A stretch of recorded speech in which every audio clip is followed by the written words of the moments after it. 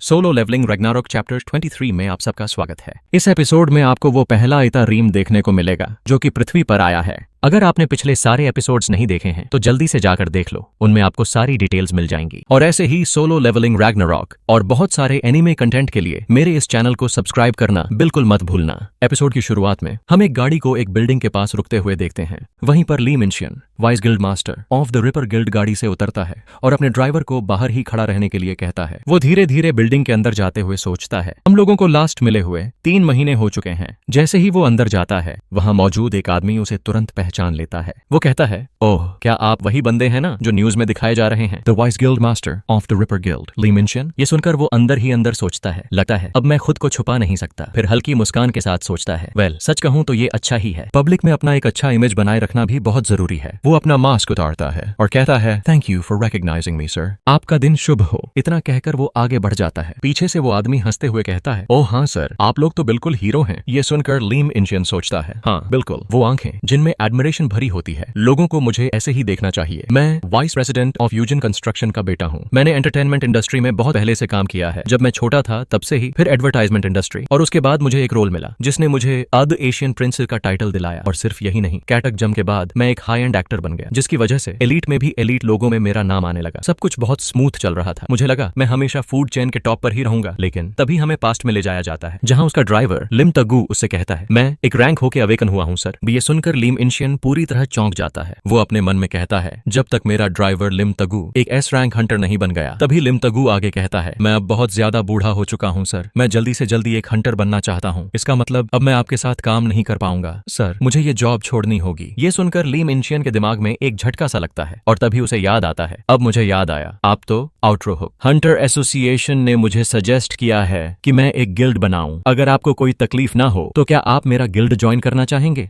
ये सुनते ही वो और भी ज्यादा चौंक जाता है और अपने मन में सोचता है, मेरे जैसा एक ए रैंक अवेकनर और इसके जैसा एक मामूली ड्राइवर एक एस रैंक अवेकनर, और उसी दिन से मेरे लिए ये दुनिया, ये पृथ्वी पूरी तरह से ब्रोकन हो गई थी। वो सोशल पिरामिड सिर्फ एक सिंगल कैटक जम के कारण पूरी तरह से उलट पुलट हो चुका था और अब मुझे उस ब्रोकन पिरामिड को फिर से उसके ओरिजिनल फॉर्म में रिस्टोर करना था। तभी हम देखते हैं वो अब लिफ्ट के अंदर आ चुका है और एक बार फिर से नरेट करते हुए कहता है, यहाँ तक कि अगर इसके लिए मुझे एक डेमन के साथ हाथ मिलाना पड़े तो भी। लिफ्ट खुलती है और जैसे ही वो बाहर निकलता है अपने सामने कई लोगों को खड़ा देखता है जो उसे देखकर अजीब सी स्माइल कर रहे होते हैं। वो ठंडी आवाज में कहता है, अच्छा होगा कि तुम लोग अपने ये क्रीपी एस मिक्स स्माइल्स बंद कर दो, वरना मैं तुम लोगों का मुंह ही हमेशा के लिए बंद करवा दूंगा। फिर वो उनमें से एक बंदे से पूछता है, तुम्हारा मास्टर कहाँ है? क्या वो मुझे यहाँ ग्रीट करने तक नहीं आएगा? Mysterious voice. तभी पीछे से एक आवाज आती है, ली मिनशियन है ना? रिवील। वो सामने देखता है और अचानक चौंक जाता है क्योंकि उसके सामने एक बच्चा खड़ा होता है। वो उसे गौर से देखते हुए कहता है, ये हेयर कलर और ये नेस्टी आईज, क्या ये तुम हो एलियन? तभी हम उस बच्चे को देखते हैं जिसकी आंखें हल्के से ग्लो कर रही होती हैं। ली मिनशियन उसके पास जाता है और उसके सिर पर हाथ रखते हुए कहता है, तुम काफी बड़े हो चुके हो। जब मैंने तुम्हें आखिरी बार देखा था तब तुम बस एक बच्चे थे, और सिर्फ यही नहीं, तुम्हारा मना लेवल भी काफी ज्यादा बढ़ चुका है, जैसा कि मैंने एक्सपेक्ट किया था। लगता है तुम भी अच्छे से ग्रो हो रहे हो, है ना? वो बच्चा शांत आवाज में जवाब देता है, जैसा कि मैंने पहले भी कहा था, ये कोई ग्रोथ नहीं है, मैं बस अपनी पावर्स को रिगेन कर रहा हूँ। मेरी ये हालत डिमेंशन रिफ्ट की वजह से था। डायमेंशन ट्रैवल करने में जो प्रॉब्लम होती है वहां पर आपकी पावर्स ही सबसे बड़ी प्रॉब्लम बन जाती हैं। मेरे इमेंसली पावरफुल मेन फॉर्म ने खुद को अलग अलग फ्रेगमेंट्स में बांट लिया था और सिर्फ इतना ही नहीं, उन्हें अलग अलग पर्सनैलिटीज में भी डिवाइड कर दिया था। इसीलिए वो अलग अलग फ्रेगमेंट्स को एक एक करके इस दुनिया में भेज रहा है। पहला फ्रेगमेंट, जिसे कि तुम जानते ही हो, वो मेरा सबसे ज्यादा कमजोर हिस्सा है, एक इन्फेंटाइल स्टेट, यानी एक बच्चा। उसके बाद जब मेरा दूसरा हिस्सा मेरे साथ फ्यूज हुआ तब मैं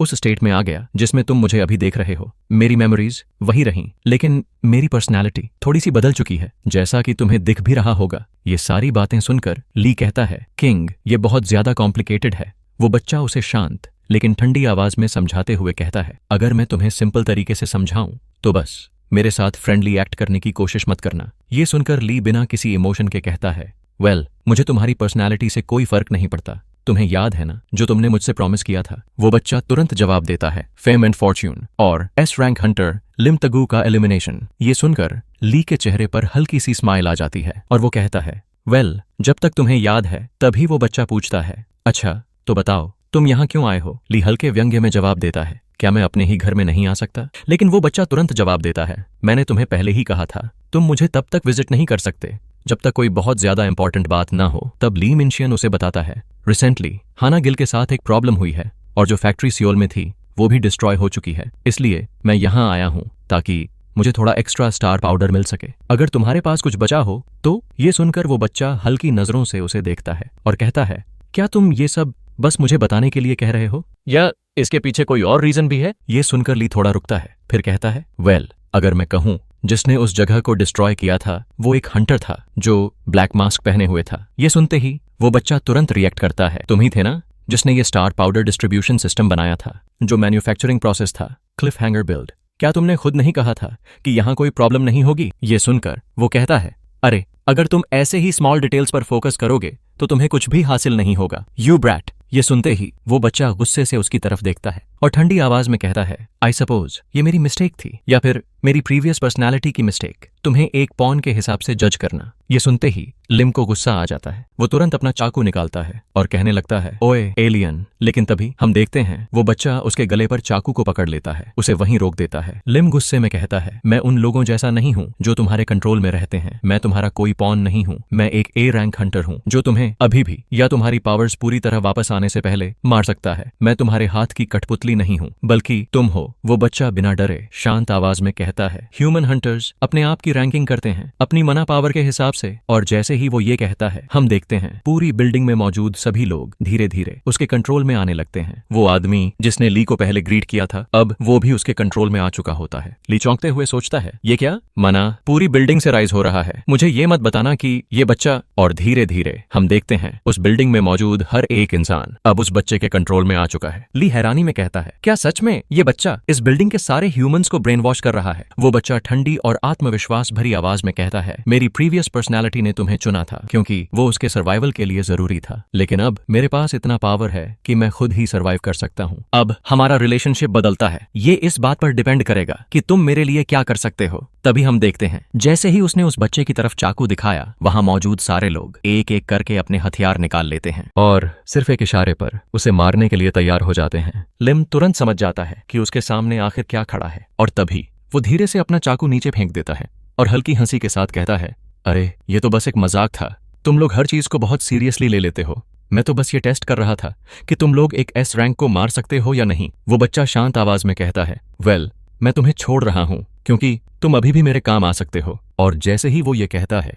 पूरी बिल्डिंग में मौजूद सभी लोगों पर से उसका कंट्रोल हट जाता है। वो आदमी जो पहले कंट्रोल में था अचानक संभलते हुए कहता है, अरे ये अचानक क्या हुआ, मेरा नेक इतना दर्द क्यों कर रहा है? तभी वो बच्चा लिम को कुछ और फ्रेगमेंट्स या यूं कहें एक नया एलिमेंट देता है और कहता है, ये लो तुम्हारे लिए एक और स्टिमुलेंट, ये पहले से 100 गुना बेहतर है। ये सुनकर लिम चौंकते हुए कहता है, क्या तुम्हारे पास ये पहले से था? वो बच्चा जवाब देता है, अगर तुम इसे सही तरीके से डील करोगे तो ये तुम्हारे लिए बहुत ज्यादा स्टार पाउडर बना सकता है। और ये सिर्फ उस स्टार पाउडर जैसा नहीं है जो सिर्फ लो रैंक हंटर्स पर असर करता है, बल्कि ये तुम जैसे ए रैंक हंटर्स पर भी इफेक्ट करता है। तो कैसा रहेगा अगर तुम इसे खुद ट्राई करके देखो? लिम उसे अपने हाथ में लेते हुए कहता है, मैं इसे डिक्लाइन करता हूं। वो अंदर ही अंदर सोचता है, मैं किसी ऐसी चीज को यूज नहीं कर सकता जिसे मैं जानता ही नहीं हूं। और वहां से जाते हुए वो मन ही मन सोचता है, हाँ हो सकता है मैंने एक रिडिक्यूलस मॉन्स्टर को पृथ्वी पर छोड़ दिया है, लेकिन ये मेरी प्रॉब्लम नहीं है। जैसे ही वो वहां से जाता है, उस बच्चे के हाथ से एक किताब नीचे गिर जाती है। वो धीमी आवाज में कहता है, मैं फील कर सकता हूं बहुत जल्द एक और फ्रेगमेंट इस दुनिया में आने वाला है, और जब मैं अपने अगले फ्रेगमेंट के साथ जुड़ जाऊंगा तो उसका पावर मेरे अंदर आ जाएगा। उसके बाद मुझे अपने प्रेजेंस को छुपाने की कोई जरूरत नहीं होगी, और जब वो समय आएगा मैं इस दुनिया को इन्वेड करना शुरू कर दूंगा। सीन शिफ्ट होता है और हम देखते हैं एक बेहद खतरनाक स्नेक जिसके सामने ग्रे, एसिल और सोहो खड़े होते हैं। तभी सोहो अचानक जंप करता है और सीधे उस स्नेक पर हमला कर देता है। वो उसकी नेक को पकड़ लेता है। ये देखकर स्नेक अपनी नेक को तेजी से चारों तरफ घुमाने लगता है, बिल्कुल उसी तरह जैसा संग जिम्बू ने अपनी पहली फाइट में किया था। एल डरते हुए चिल्लाती है, यंग मास्टर। लेकिन सोहो पूरी तरह गुस्से में होता है। वो दोनों हाथों से उस स्नेक को और ज्यादा प्रेशर देने लगता है, उसे जोर से दबाने लगता है, और तभी वो पूरी जगह तबाह होने लगती है। स्नेक दर्द से चीखने लगता है, चिल्लाने लगता है। दूसरी तरफ हम फिर से उस बच्चे को देखते हैं। वो कहता है, जब समय आएगा इस पृथ्वी पर इन्वेजन शुरू होगा। और वहीं हम सोहो को भी पावर अप होते हुए देखते हैं। तो अब अगला चैप्टर आने वाला है और भी ज्यादा खतरनाक। क्या सोहो इस मॉन्स्टर को हरा पाएगा? क्या एलियन का इन्वेजन सच में शुरू होने वाला है? और अगला फ्रेगमेंट कितना पावरफुल होगा? जल्दी से चैनल को सब्सक्राइब करो, वीडियो को लाइक करो और अपने दोस्तों के साथ शेयर करो। अगर आप एक नई तरह की एनिमे स्टोरी देखना चाहते हैं तो ऊपर वाला वीडियो जरूर देखें। अगर आपको ये डार्क और इंटेंस स्टोरी टेलिंग पसंद आ रही है तो वीडियो को लाइक करें, शेयर करें और चैनल को सब्सक्राइब करना मत भूलें। Thank you so much. Stay tuned.